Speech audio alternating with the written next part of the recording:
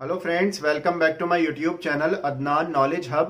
दोस्तों, जिस तरह से हमारे देश को एक्सटर्नल थ्रेट्स यानी किसी भी तरह के बाहर के देशों के खतरे से बचाने के लिए आईएएफ यानी इंडियन आर्म फोर्सेस जैसे इंडियन आर्मी, इंडियन नेवी और इंडियन एयर फोर्स अपना अपना काम करती हैं, बिल्कुल उसी तरह से हमारे देश को इंटरनल थ्रेट्स जैसे सांप्रदायिक और जातिवादी दंगे फसादों को रोकने के लिए, इलेक्शन के टाइम पर सुरक्षा व्यवस्था को कायम रखने के लिए, इंडियन बॉर्डर्स पर अनऑथराइज्ड एंट्री और एग्जिट को रोकने के लिए, स्मगलिंग को रोकने के लिए या फिर नक्सली हमलों का मुकाबला करने के लिए, यानी कुल मिलाकर हमारे देश के अंदर इस तरह की सभी गतिविधियों को रोकने और उसका मुकाबला करने के लिए सीएपीएफ यानी सेंट्रल आर्म पुलिस फोर्सेस अपना रोल प्ले करती हैं। तो आज के इस वीडियो में हम जानेंगे कि सीएपीएफ क्या है और इसके अंदर कौन कौन सी सिक्योरिटी फोर्सेस आती हैं और इन सिक्योरिटी फोर्सेस का अपना अपना क्या क्या फंक्शन होता है। इसके अलावा आज के इस वीडियो में हम ये भी जानेंगे कि सीएपीएफ के अंदर लोएस्ट रैंक से लेकर हाईएस्ट रैंक तक कौन कौन सी पोस्ट होती हैं और इन पोस्ट पर किस तरह से एंट्री होती है। तो वीडियो में लास्ट तक बने रहिएगा। इससे पहले दोस्तों, अगर आपने मेरे चैनल को अभी तक सब्सक्राइब नहीं किया है तो सब्सक्राइब कर लीजिए और बेल आइकन को दबाना बिल्कुल ना भूलें, ताकि मेरी आने वाली हर एक न्यू वीडियो का अपडेट आपको सबसे पहले मिल सके। तो आइए वीडियो शुरू करते हैं।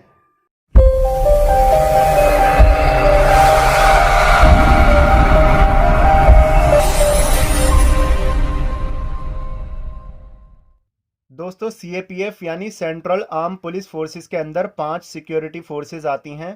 पहली बीएसएफ यानी बॉर्डर सिक्योरिटी फोर्स, दूसरी आईटीबीपी यानी इंडो तिब्बतन बॉर्डर पुलिस, तीसरी एसएसबी यानी सशस्त्र सीमा बल, चौथी सीआईएसएफ यानी सेंट्रल इंडस्ट्रियल सिक्योरिटी फोर्स और पांचवी सीआरपीएफ यानी सेंट्रल रिजर्व पुलिस फोर्स। इन सभी पांचों फोर्सेस का प्राइम फंक्शन होता है इंटरनल थ्रेट से देश को प्रोटेक्शन देना, और ये सभी पांचों forces ministry of home affairs यानी गृह मंत्रालय के अंडर काम करती हैं और अभी हमारे देश के गृह मंत्रालय के चीफ अमित शाह हैं। इन सभी पांचों फोर्सेस की शुरुआती 3 फोर्सेस मतलब बीएसएफ, आईटीबीपी और एसएसबी बॉर्डर सिक्योरिटी फोर्सेस हैं, जिसमें बीएसएफ का प्राइम फंक्शन है इंडिया पाकिस्तान और इंडिया बांग्लादेश बॉर्डर पर सुरक्षा व्यवस्था बनाए रखना और बॉर्डर पर होने वाली किसी भी तरह की इलीगल एक्टिविटीज़ जैसे अनऑथराइज्ड एंट्री और एग्जिट, स्मगलिंग और आतंकवादी गतिविधियों पर कड़ी नज़र बनाए रखना। बीएसएफ को 1965 में इंडिया पाकिस्तान वॉर के बाद एस्टेब्लिश किया गया था और अभी इसमें लगभग 2.5 लाख लोग शामिल हैं। दोस्तों, जो काम बीएसएफ का होता है बिल्कुल वही काम आईटीबीपी और एसएसबी का भी होता है, बस आईटीबीपी इंडिया चाइना बॉर्डर पर अपने काम को अंजाम देती है। आईटीबीपी को 1962 में एस्टेब्लिश किया गया था और इसमें अभी लगभग 90,000 पर्सोनेल शामिल हैं। इसी तरह से एसएसबी इंडिया नेपाल और इंडिया भूटान बॉर्डर पर निगरानी करती है, जिसको 1963 में एस्टेब्लिश किया गया था और अभी इसमें लगभग 77,000 पर्सोनेल शामिल हैं। सीआईएसएफ का प्राइम फंक्शन होता है गवर्नमेंट बिल्डिंग्स जैसे एयरपोर्ट्स, मेट्रोज, पीएसयूज वगैरह को सिक्योरिटी प्रोवाइड करना। सीआईएसएफ को 1969 में एस्टेब्लिश किया गया था और इसमें अभी लगभग 1.5 लाख पर्सोनेल अपनी ड्यूटीज़ को अंजाम दे रहे हैं। इसी तरह से सीआरपीएफ का प्राइम फंक्शन होता है किसी भी स्टेट और यूनियन टेरिटरीज में इंसर्जेंसी यानी विद्रोह या दंगा फसाद को काउंटर करना। इसके अलावा इलेक्शन के टाइम पर लॉ एंड ऑर्डर को मेंटेन रखना। सीआरपीएफ को 1939 में एस्टेब्लिश किया गया था, तब इसका नाम क्राउन रिप्रेजेंटेटिव पुलिस था, लेकिन आज़ादी के बाद 1949 में इसका नाम सीआरपीएफ रख दिया गया। CRPF central arm police force की सबसे बड़ी सिक्योरिटी फोर्स है, जिसमें लगभग 3 लाख पर्सोनेल अपनी ड्यूटीज़ को अंजाम देते हैं। दोस्तों, सीआरपीएफ के अंदर 2 स्पेशल यूनिट्स होती हैं। पहली आरएएफ यानी रैपिड एक्शन फोर्स और दूसरी कोबरा यानी commando battalion for resolute action, जिसको शॉर्ट में कमांडो बोला जाता है।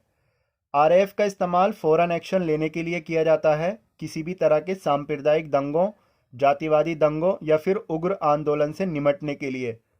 आरएएफ को 1992 में एस्टेब्लिश किया गया था और अभी इसमें लगभग 16,000 पर्सोनेल शामिल हैं।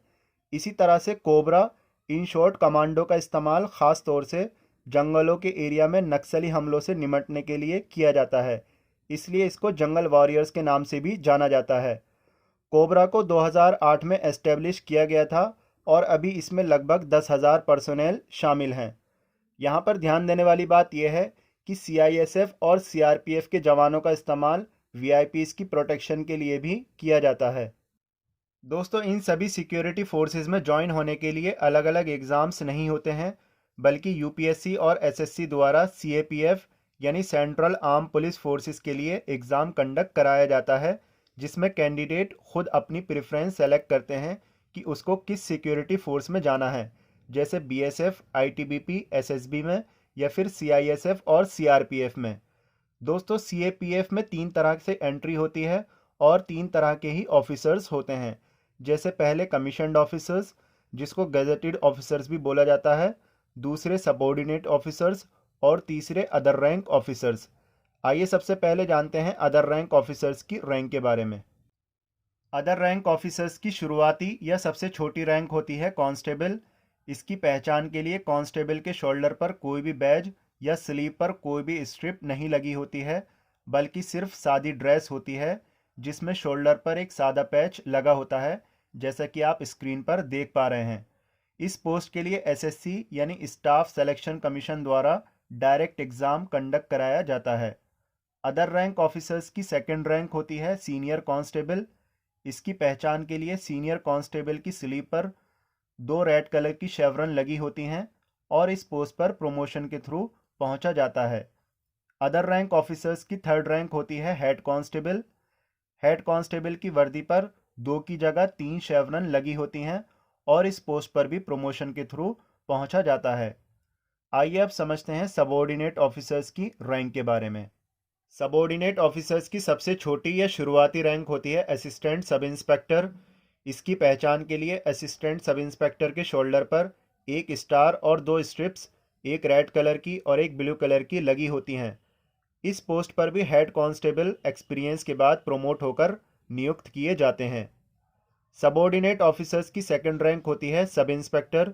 इसकी पहचान के लिए सब इंस्पेक्टर के शोल्डर पर 2 स्टार्स और 2 स्ट्रिप्स लगी होती हैं। इस पोस्ट पर दोनों तरह से पहुंचा जाता है, डायरेक्ट एग्ज़ाम के थ्रू भी और प्रमोशन के थ्रू भी। सबऑर्डिनेट ऑफिसर की थर्ड और हाईएस्ट रैंक होती है इंस्पेक्टर। इंस्पेक्टर के शोल्डर पर 3 स्टार्स और 2 स्ट्रिप्स लगी होती हैं और इस पोस्ट पर प्रमोशन के थ्रू पहुंचा जाता है। यहाँ पर ध्यान देने वाली बात यह है कि अदर रैंक ऑफिसर्स का मैक्सिमम प्रमोशन सिर्फ और सिर्फ सबऑर्डिनेट ऑफिसर्स की इंस्पेक्टर रैंक तक ही हो सकता है, उसके एक्सपीरियंस और वर्क परफॉर्मेंस के बिहाफ पर। आइए अब समझते हैं कमीशन्ड ऑफिसर्स की रैंक स्ट्रक्चर के बारे में। कमीशन्ड ऑफिसर्स की सबसे छोटी या शुरुआती रैंक होती है असिस्टेंट कमांडेंट। इसकी पहचान के लिए असिस्टेंट कमांडेंट के शोल्डर पर 3 5 पॉइंटेड स्टार्स लगे होते हैं। सीएपीएफ में असिस्टेंट कमांडेंट एक कंपनी को कमांड करते हैं। कंपनी बेसिकली 82 टू 50 सोल्जर्स का एक ग्रुप होता है। इस पोस्ट के लिए यूपीएससी द्वारा डायरेक्ट एग्ज़ाम भी कंडक्ट कराया जाता है और सबऑर्डिनेट ऑफिसर्स में इंस्पेक्टर इस पोस्ट पर प्रमोशन के थ्रू भी पहुंच सकते हैं।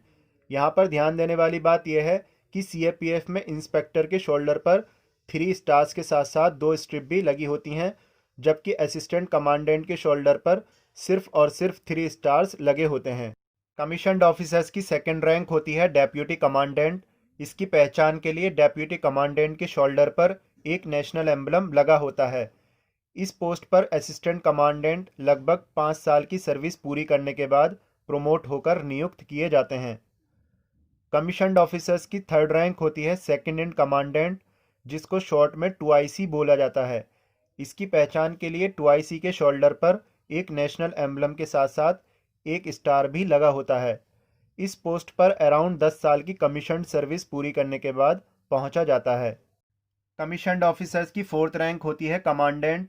इसकी पहचान के लिए कमांडेंट के शोल्डर पर एक नेशनल एम्बलम के साथ 2 स्टार्स लगे होते हैं और ये रैंक इंडियन पुलिस में एसएसपी यानी सीनियर सुपरिंटेंडेंट ऑफ पुलिस के बराबर होती है।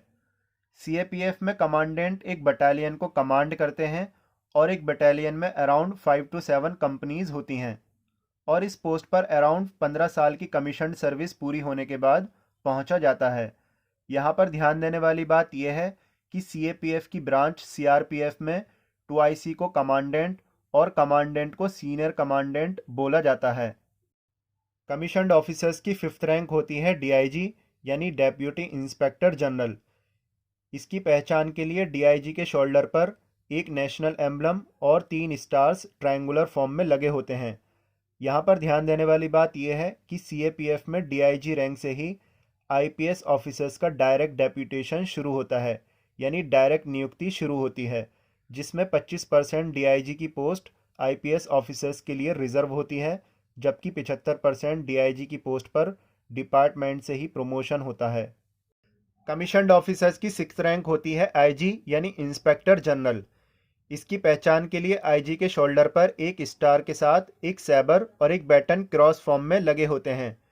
सीएपीएफ में 50% आईजी की पोस्ट आईपीएस ऑफिसर्स के लिए रिजर्व होती है, जबकि 50% आईजी की पोस्ट पर डिपार्टमेंट से ही प्रमोशन होता है। कमीशन्ड ऑफिसर्स की 7th रैंक होती है एडीजी यानी एडिशनल डायरेक्टर जनरल। इसकी पहचान के लिए एडीजी के शोल्डर पर एक नेशनल एम्बलम के साथ एक सैबर और एक बैटन क्रॉस फॉर्म में लगे होते हैं। सीएपीएफ में 75% एडीजी की पोस्ट आईपीएस ऑफिसर्स के लिए रिजर्व होती है, जबकि 25% एडीजी की पोस्ट पर डिपार्टमेंट से ही प्रमोशन होता है। सीएपीएफ में कमीशन्ड ऑफिसर्स की 8th और हाईएस्ट रैंक होती है डीजी यानी डायरेक्टर जनरल। इसकी पहचान के लिए डायरेक्टर जनरल के शोल्डर पर भी नेशनल एम्बलम के साथ साथ एक सैबर और एक बैटन क्रॉस फॉर्म में लगे होते हैं। एडीजी और डीजी में सिर्फ सीनियरिटी का फर्क होता है, लेकिन सीएपीएफ में डीजी की पोस्ट 100% आईपीएस ऑफिसर्स के लिए ही रिजर्व होती है। आई होप अब आपको समझ में आया होगा कि सीएपीएफ यानी सेंट्रल आर्म पुलिस फोर्सेस के अंदर कौन कौन सी सिक्योरिटी फोर्सेस होती हैं और इन सिक्योरिटी फोर्सेस का अपना अपना क्या क्या फंक्शन होता है। इसके अलावा सीएपीएफ के अंदर लोएस्ट रैंक से लेकर हाईएस्ट रैंक तक कौन कौन सी पोस्ट होती हैं। Friends, if you really like this video then share this video to all your friends so that your friends will also know about the functioning and rank structure of CAPF। Okay friends, फिर मिलते हैं आपसे एक और informative video के साथ। तब तक के लिए bye bye, take care of yours.